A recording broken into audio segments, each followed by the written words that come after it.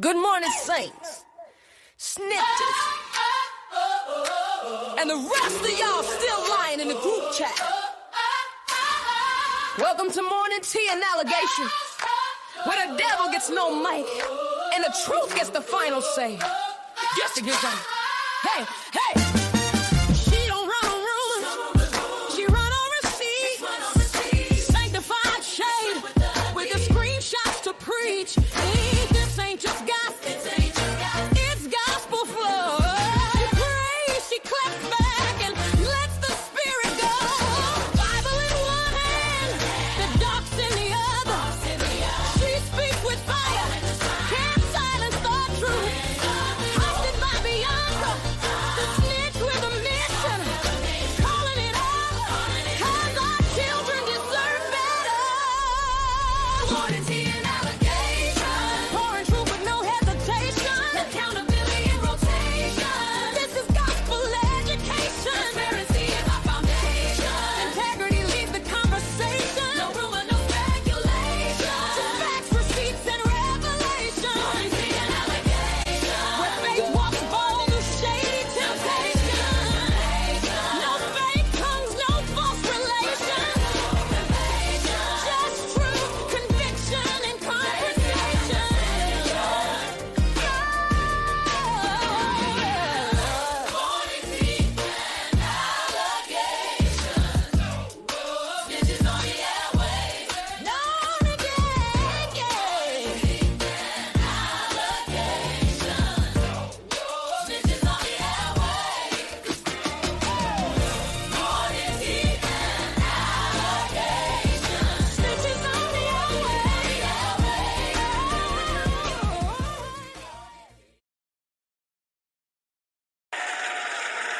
Good morning.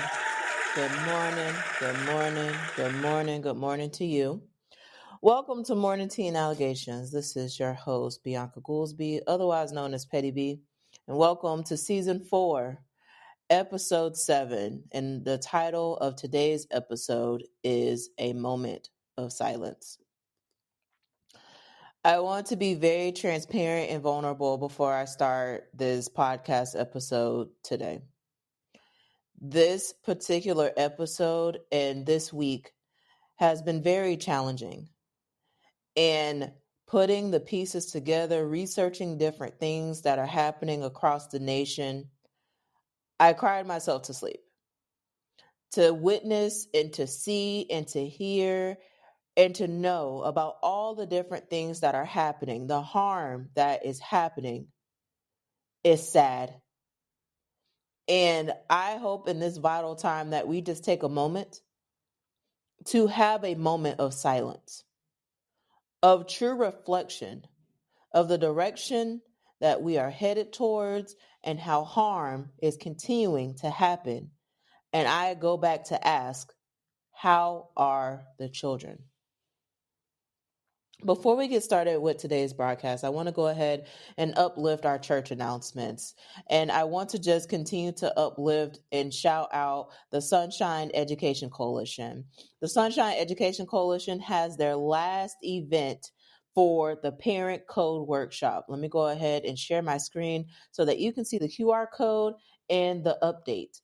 Their last event is tonight at 6:30 p.m. Eastern Standard Time, and the session is ELL Resources. This is really important because the federal government is stripping away resources to provide support to our children where English is not their first language. So this is a great workshop to be powered in, to be plugged in. So please check out the Sunshine Education Coalition and check out their last workshop Parent Code series tonight. And if you missed any of their episodes, you can go visit them on the website where all of their previous workshops have been uploaded on YouTube and published on their website for you to see. Okay? Okay. Whew. The next thing on the church announcements is giving a shout out to the folks in my Patreon.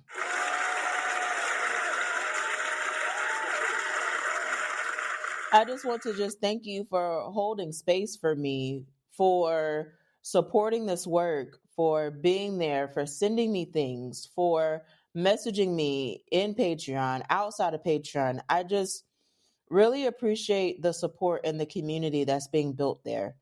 And for those folks that have been joining due to me coming back in Morning Tea and Allegations, I thank you. And for the folks that have been there, I really thank you. It means so much to me that you are in my Patreon community, and I'm going to continue to uplift it as more things are being created and published. So thank you to my Patreon community, and you can join it too. So I'll post a link so that you can get access to it, because it's where I'm not fighting with the algorithm. It's where I'm posting things that you might not see on Facebook or Instagram or any other social media space that's out there that I'm on. So join Patreon, be a part of the community. And again, thank you to the equalizers and the digital guardians that are in that space.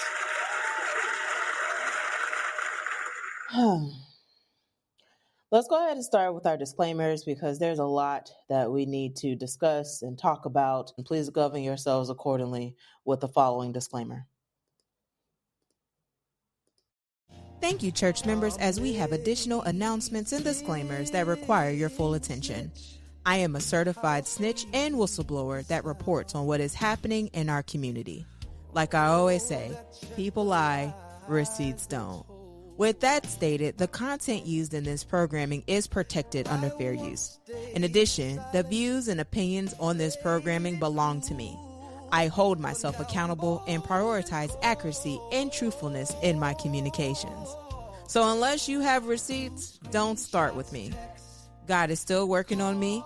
I love the block button to protect my peace, and I desire to snitch on everybody, including me. Thank you for your attention, and govern yourselves accordingly. Amen. But God said post and let the record stand.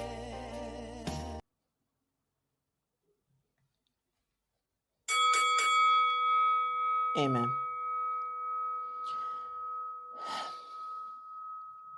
I want to go ahead and get started with the first thing that we need to talk about today. I have been talking about Oklahoma and the drama and the debacle that's been happening with that state of education. And they are ranked 50th in the nation for their education. And it just always seems to be some type of controversy and some type of issue that happens there. And I highlight it because it's important, because what you see in Oklahoma is also happening in other states. And it's always something. So the superintendent, Ryan Walters, who is currently being investigated for having inappropriate content on his television. Meanwhile, he is pushing for book bans and Bibles. He had instructed all school districts to have a moment of silence for Charlie Kirk. And I just want to play the video from the news that highlighted this order so that we could talk about it. So let me go ahead and share my screen so that you could see this. And let's cue it up. So today, State Superintendent Ryan Walters is telling Oklahoma schools they need to hold a moment of silence for conservative activist Charlie Kirk. KOCO's Dakota Wapakichi, he is live on this for us this morning. And Dakota, State Superintendent Ryan Walters, he's saying that Oklahoma needs to honor Kirk's legacy. Yeah, it's in schools like this one that State Superintendent Ryan Walters is wanting everyone to take a moment of silence for Charlie Kirk, but not every school is on board. We've heard from districts like Oklahoma City, Norman, Mustang, Yukon, Deer Creek, Edmond, and more districts saying that there's already time in their days for a scheduled moment of silence. One superintendent calling this push unnecessary and creating an interruption. So in a statement yesterday, Walters said Charlie Kirk encouraged a generation to speak freely, think critically, and debate openly. While he is telling Oklahoma schools to do this, we know that the state superintendent is also investigating teachers who speak up against Kirk. Now, we have been looking for more districts to see if anybody is participating or not. We do know there is a private Christian school in Yukon that is, and we will be following this story today. Reporting live, Dakota Wapakichi, KOCO 5 News. Now, as you see in the report, there were several school districts that did not comply with his order, and he condemned those school districts that did not comply with what he desired. And just taking a moment to just uplift that we really need to pay attention to what is happening in our classrooms across the nation and what our leaders are implementing, doing, and saying. Meanwhile, while he is calling for all of the schools to have a moment of silence, the Oklahoma Supreme Court issued a temporary stay for implementing the new social studies standards. What I found very interesting when I was doing research for this particular topic, different news entities had different things to say about it, which is why I want to uplift again the importance when you are pulling receipts and when you're gathering information and you're learning things about a topic, that you go to different sources to get a well-rounded understanding of what's happening. And unfortunately, we are seeing where some people are taking just sound bites and clips and are forming their own opinions, their own perceptions. And like I said in my post a couple of days ago, multiple things can be true at the same time. I want to go ahead and amplify this video, and this was published by KOCO5 News. And there are two other news entities that have talked about the Oklahoma Supreme Court stay, and they had different things to say about it. And each of these clips are less than a minute, so I'm going to play all three of them so that you can hear which different news entity says what. Let's go ahead and cue up the first one. Go into effect at this time. This is just into our newsroom. Justices say the current standards, which were passed in 2019, will remain in effect while a lawsuit against the new standards plays out in court. More than 30 people sued over those standards, which created some controversy for an increased mention of the Bible and Christianity, as well as requirements to teach about possible discrepancies in the 2020 presidential election.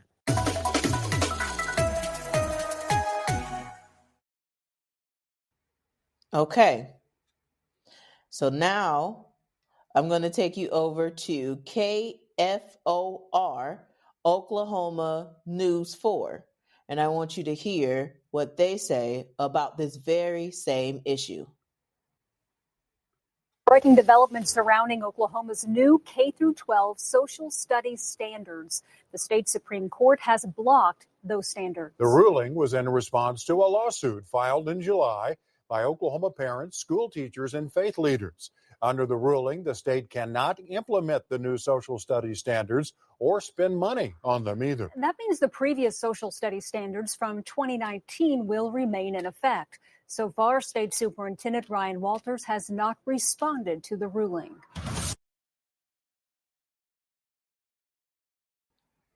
Okay.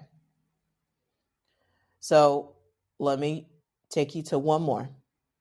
This is KSWO7 News. Okay. Again, same topic, different reporters saying different things about the same issue. And all of this is important. So let me go ahead and pull this up and share my screen. 1 second.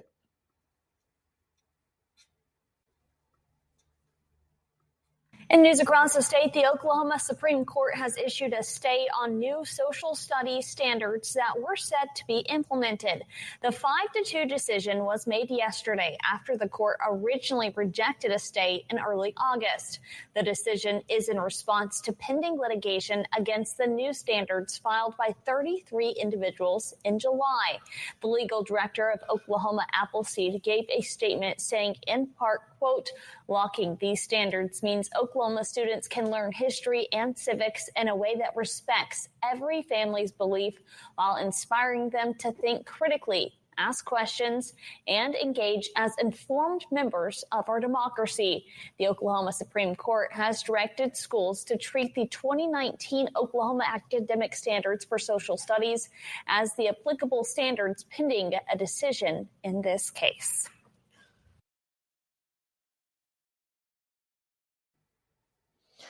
So I share all of this with you because I want to make sure that we are uplifting the point that it is very important that you are visiting different sources to get different perspectives on what is being said.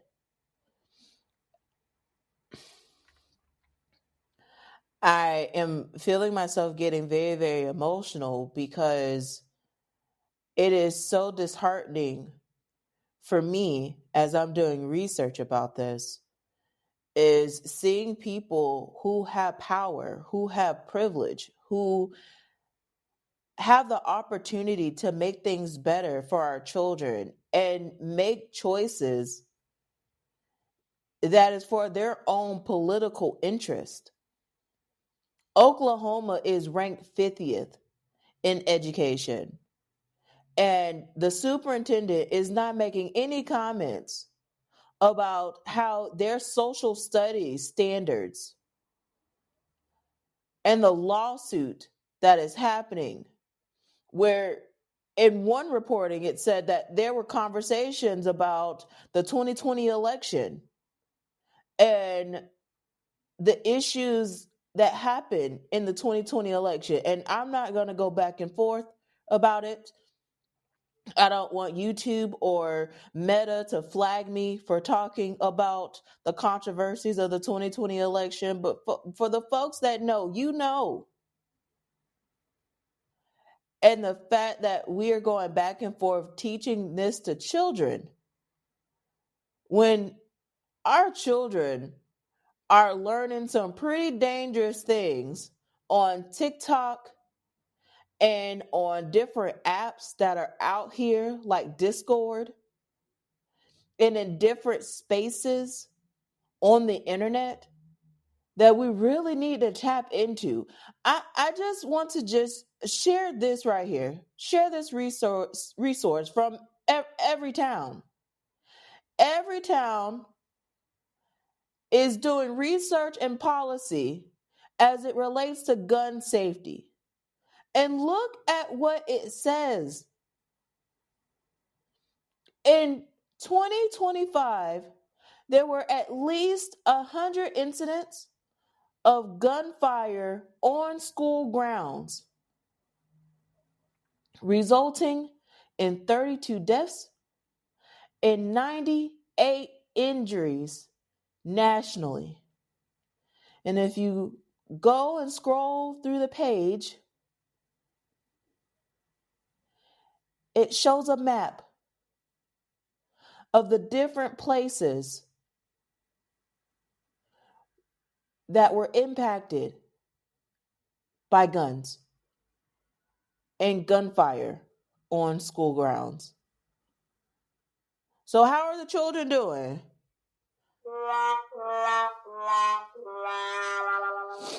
It makes me emotional because the conversations and the banter going back and forth about we need to protect our children, and it is not demonstrating in some of the conversations and the policies that are being implemented. And it is a major gaslight.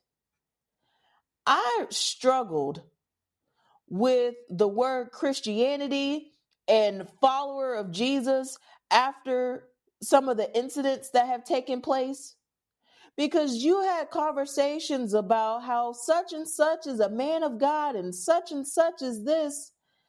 And I don't know about you, but I'm really having a hard time with that. I am really having a hard time processing that someone who can spew out hate towards different groups and provide misinformation about different people and they are supposed to be a quote unquote agent of Christ and a man of God or a woman of God or a person of God. I am having a really hard time with that. And also note that not everyone's a Christian. Also note that there are different religions, that people have different beliefs. And why aren't we respecting that?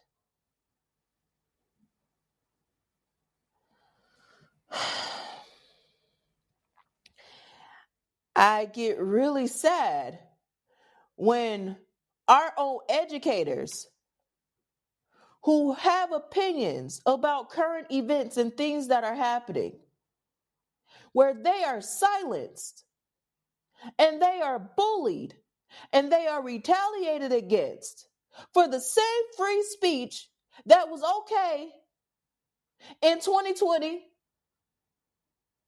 that was okay in 2022, that was okay in 2024, but now it's not okay. And I have a problem with that. I have a serious problem with the letters that are going out to tell educators that they need to maintain their professionalism. And meanwhile, our own Florida Department of Education's leader, he's not showing professionalism, bullying school board members on a social media platform called X.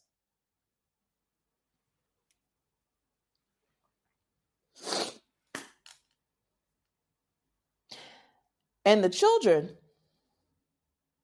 I feel like they are showing what's happening, because they're vaping in schools. And this has been a big problem for some time now, but it's gotten worse. So there are several videos that I saw on TikTok where educators are speaking out about children and their addiction to the vape pens and the weed pens and all of those different type of items that are out here. And our children, y'all, our children, I wish that we could really prioritize the children. I saw this video clip and I just want to play it for y'all. And I just want y'all to see that these are conversations that are happening on the internet. And this is why I continue to uplift and will continue to say, parents and caregivers, please be intentional with what your children have access to. Please be intentional with who your children are talking to. It is important. It is vital. And unfortunately, I don't know what else to say or do other than to provide education on social media spaces, on apps that you need to be aware of, and to stay in my lane. But things are progressively getting worse, it seems. And I am trying to have hope, and I am trying to provide that positive affirmation to keep going. But when I tell you I am struggling, not only am I struggling with my faith, with some of the conversations and the different pastors coming out saying different things about what had took place, but also let's talk about this vaping. And I just want you to see this little girl talk about it.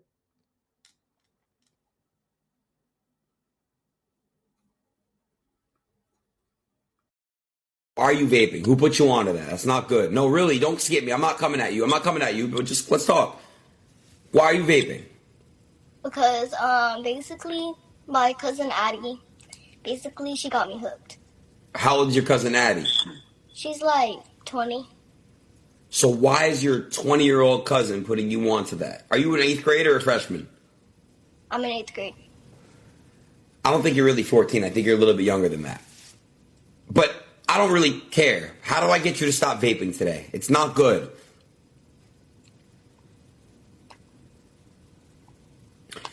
How do I get you to put the vape down? No, like stop it like for good. Do it. Can you pour some water and put the vape in there? It's already in there. Let me see your water. Let me see. Oh, never mind. Listen, can I just tell you something? I know you don't want to hear from me. I'm way older than you, but I'm just going to tell you. Vaping can really, really hurt you, like very, very badly. And I just feel like that you gotta, I know you hear this, but really, like, I'm telling you right now, like, you're going to amount to something very special in this world. And I really feel like it's very important for you to not do that. Do your parents know you vape?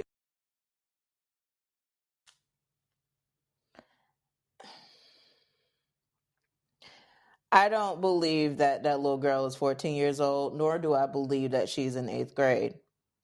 There are platforms, folks, where your children can virtually connect with strangers, and all they need is a webcam and a microphone.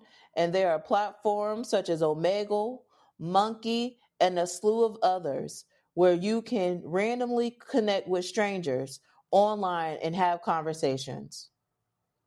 The person that you saw talking to the little girl, I have talked about this influencer before. His name is Aiden Ross. And while I will keep my commentary about him to a whole different platform and a whole different show, I'm glad that he had that conversation with that little girl.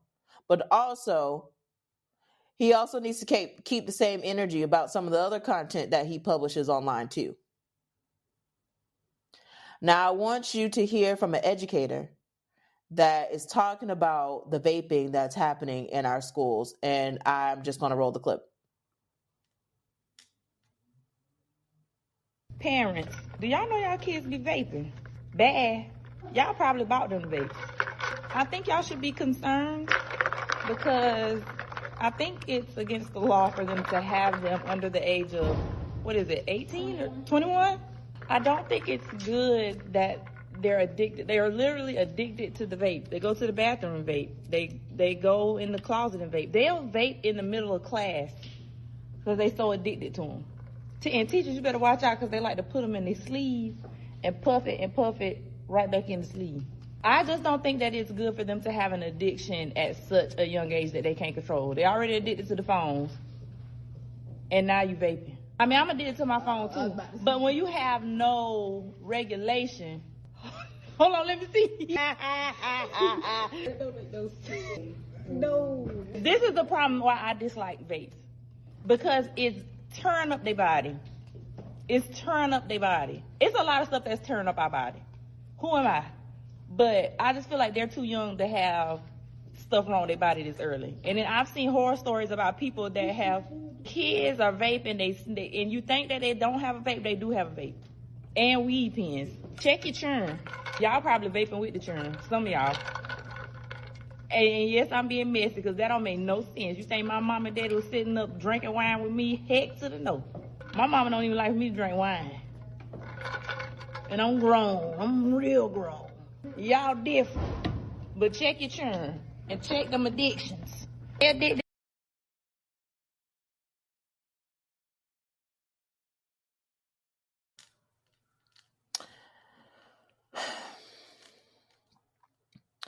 I just want to give a round of applause to this educator that shared this because it's really, really important. There are educators that can tell you that one of the reasons why the bathroom is locked is because children are getting high in the bathroom.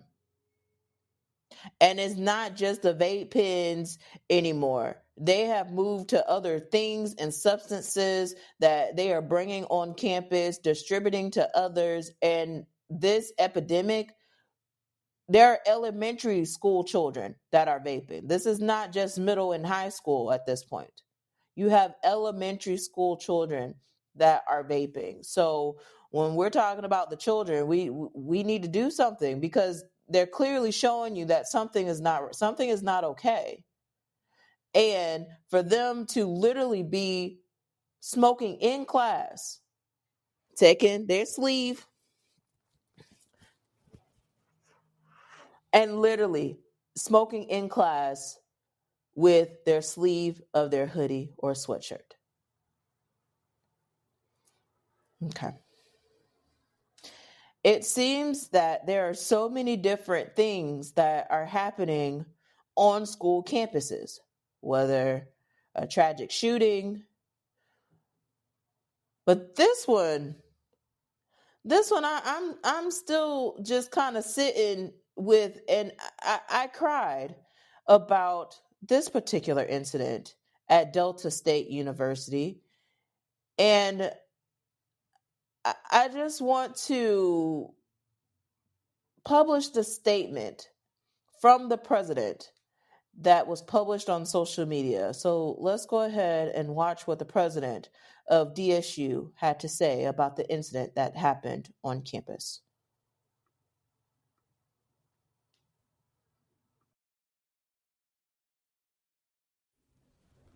Hello, I'm Dan Ennis, president of Delta State University. Today on campus, we continue to grieve the loss of our student, Trey Reid. While we go about our business, going to classes, interacting with each other, we're holding each other close. We're trying to remain a community, and we're trying to support each other. A college campus is a special place. We gather people to learn, and sometimes our students are vulnerable. But today, the campus is safe, the campus is active, the campus is alive, and we are going back to learning even as we grieve. And what we want to communicate to the community is that we know that as a university, we're given a trust. People come here to learn, they come here to be safe, and they come here to thrive. And one of our students is gone, and we will never forget that.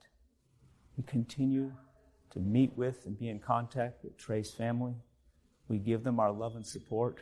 And we know that we can never fully heal this wound. None of us will fully heal. But we have to go on. And so we're going on this campus as best we can. We ask for your continued prayers. We ask for your support. We ask for your patience.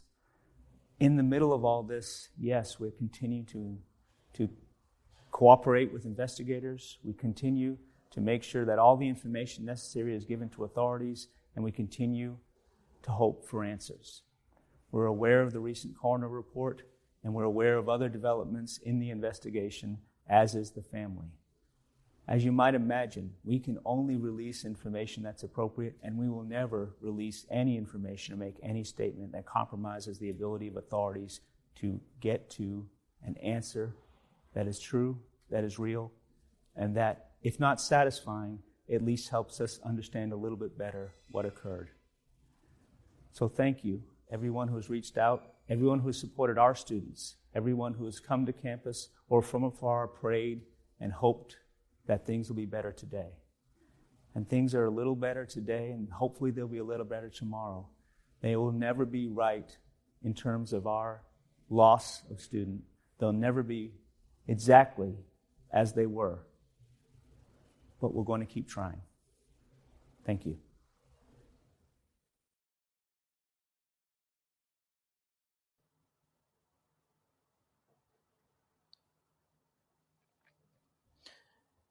Reading this news story about Trey Reid made me so emotional in preparing for this episode. For those of you that don't know about the story of Trey, Trey is 21 years old, and his body was found on Monday hanging from a tree by the pickleball courts at Delta State University in Cleveland, Mississippi. The officials claim that there were no evidence of foul play and that this is an active investigation, and there are calls for justice, and there have been misinformation and things that have been circulating on the internet about this particular incident, and they are still waiting for the formal autopsy report. And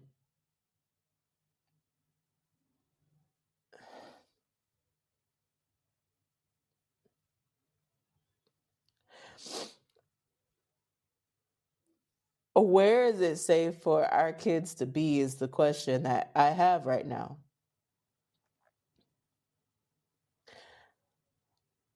This entire episode, I have talked about the violence that has taken place on school grounds, harm that's happening on school grounds.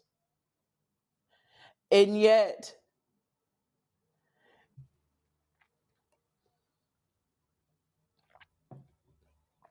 you have government leaders that are saying all types of things on the internet. And I'm just trying to find out, where can our children be safe?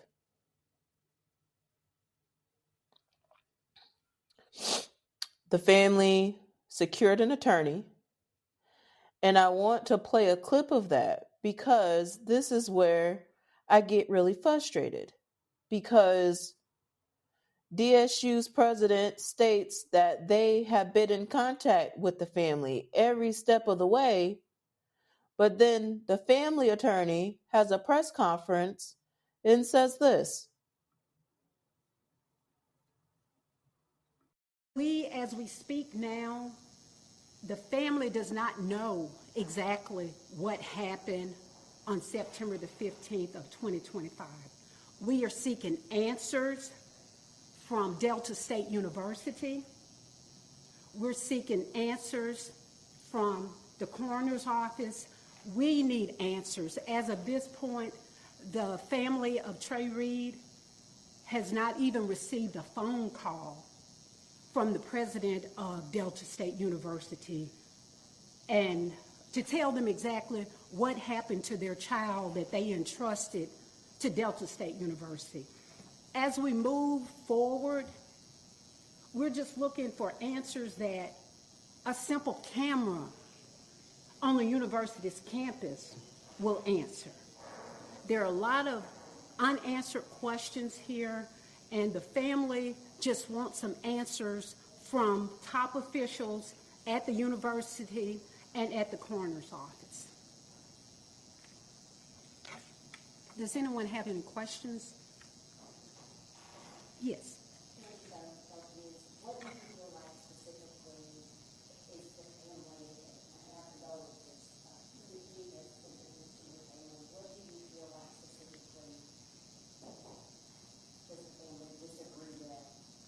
Well, at this point,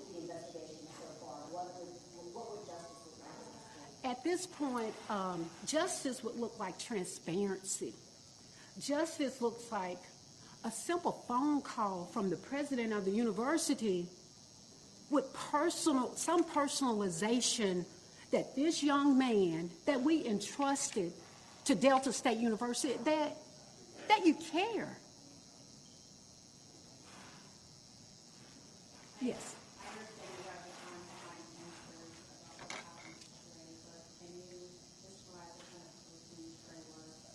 I actually have Trey's uncle, his uncle who's the pastor of this church, and he will come forward and tell you a little bit about Trey.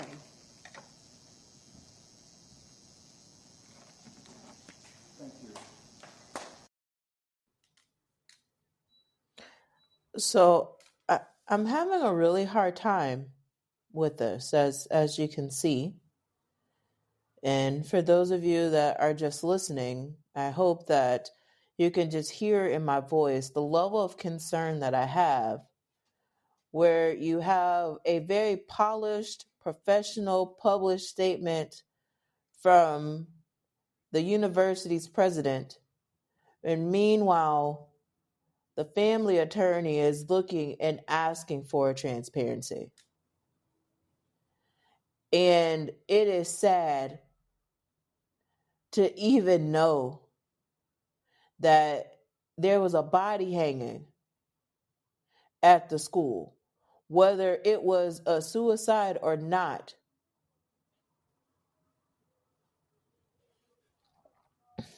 I pray for the family. I pray for the students at the school, and I am praying that there's justice and accountability and transparency and integrity throughout the whole process.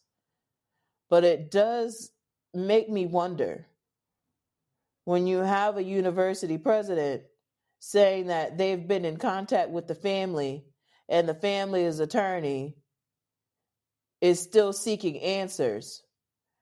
I don't know. And this has just been a lot. Reading the commentary on social media about this has been a lot.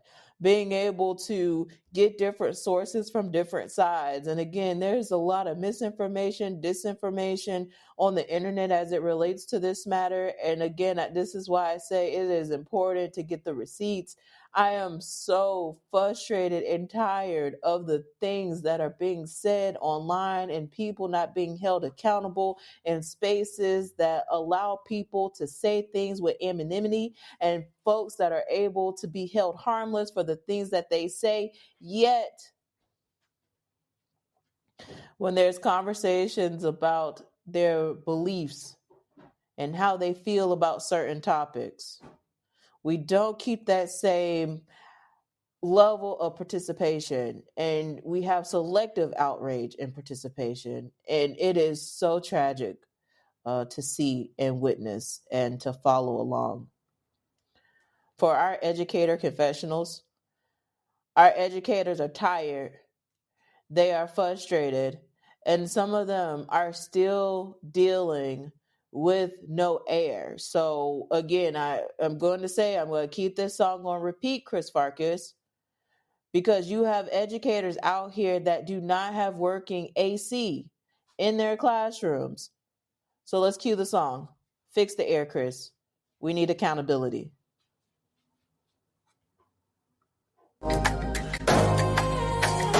Fix the air, Chris.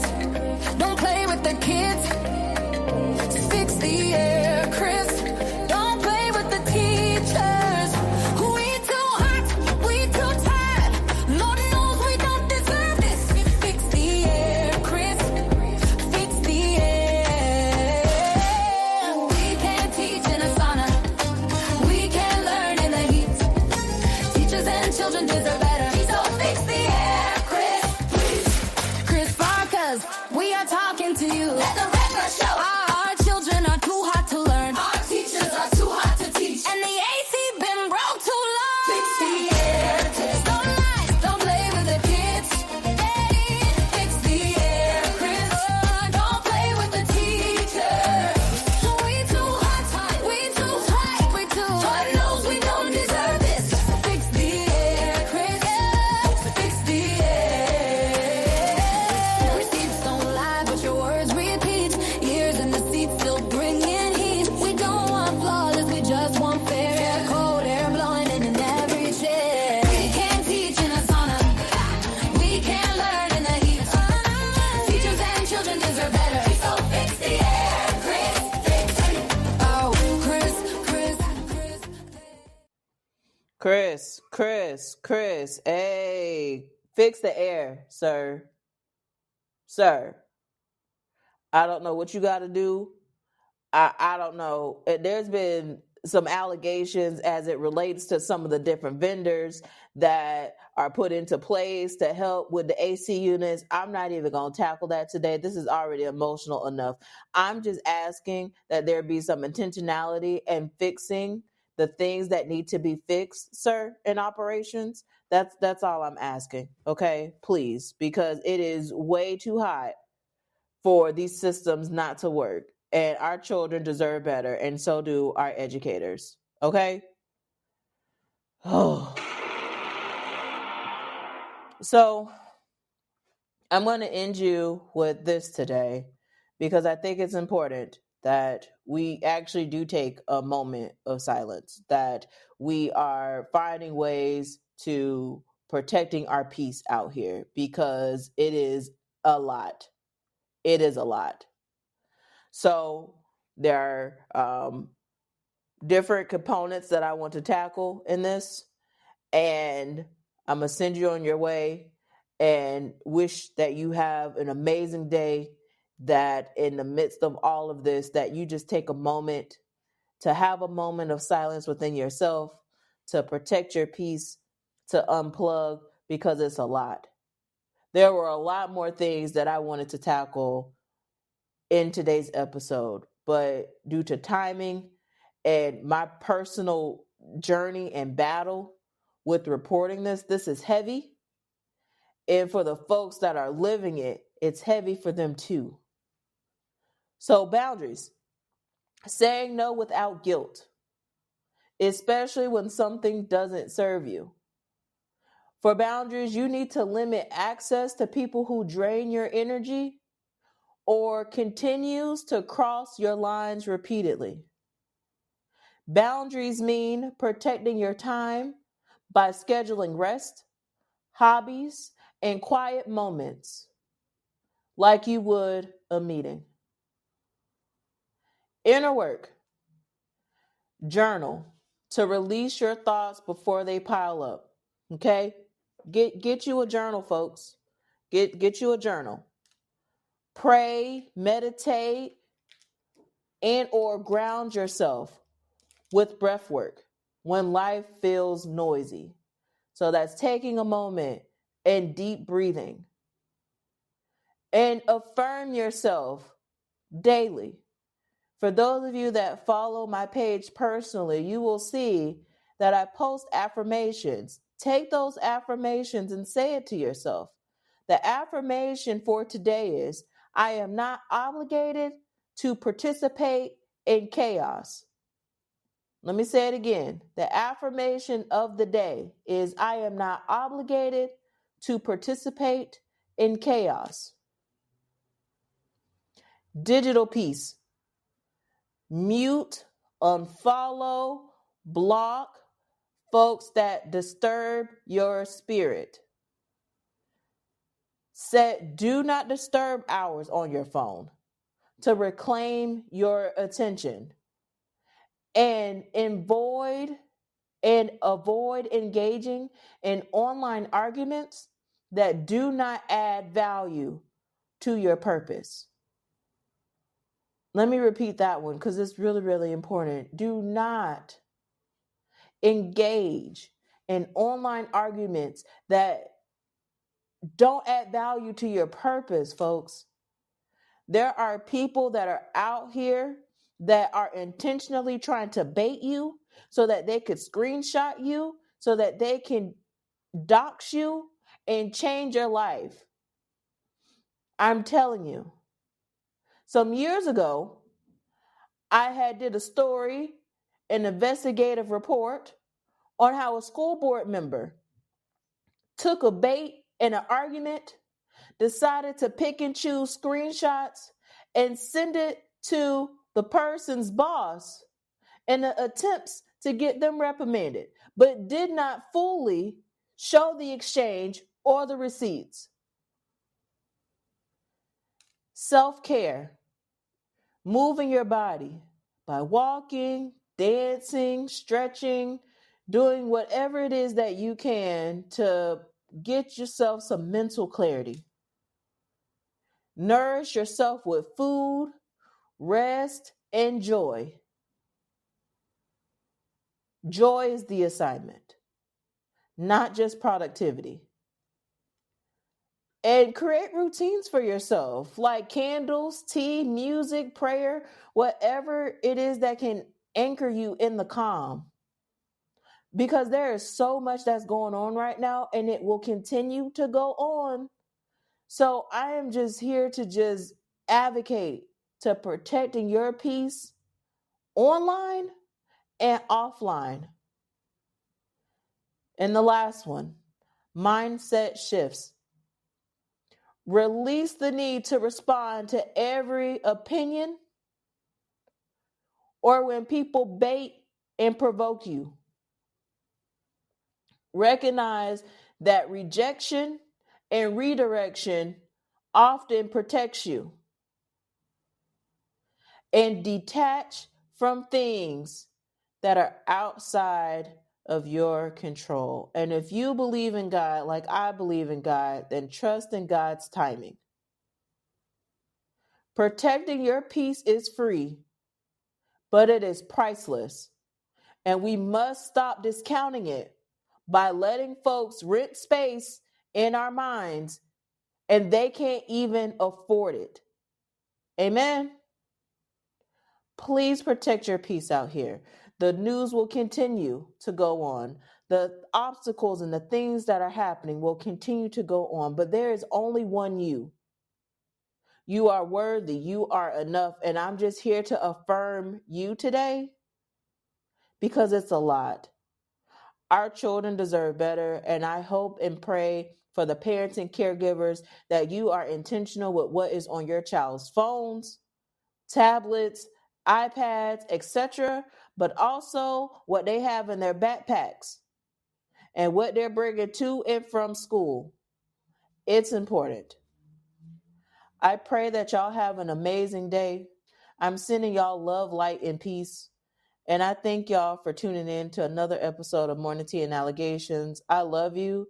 And until next time, peace.